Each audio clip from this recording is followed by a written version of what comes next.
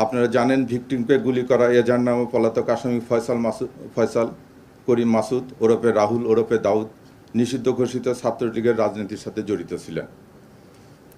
Shooter Faisal করিম মাসুদ ওরফে রাহুল ওরফে দাউদ এবং তার সহযোগী আলমগীর হোসেন দয়কে পলায়নের বিষয়ে সার্বিক সহায়তাকারী তদন্তে প্রাপ্ত আসামি তাজুল ইসলাম চৌধুরী বাপ্পি পল্লবী থানা যুবলীগের সভাপতি ও ঢাকা উত্তর সিটি কর্পোরেশনের ৬ নং ওয়ার্ডের আওয়ামী লীগ মনোনীত নির্বাচিত কাউন্সিলর ছিলেন। কাজে আসামিদের রাজনৈতিক পরিচয় ভিকটিমের পূর্ববর্তী বিভিন্ন রাজনৈতিক বক্তব্য থেকে তদন্তে প্রকাশ পায় যে রাজনৈতিক প্রতিহিংসার কারণে শরীফ ওসমান হাদি ওরফে ওসমান গনিকে গুলি করে হত্যা করা হয়। সার্বিক তদন্ত সাক্ষ্য প্রমাণে ধৃত আসামিদের স্বীকারোক্তিমূলক জবানবন্দি ফৌজদারি কার্যবিধির ১৬৪ ধারায় রেকর্ড করা হয়।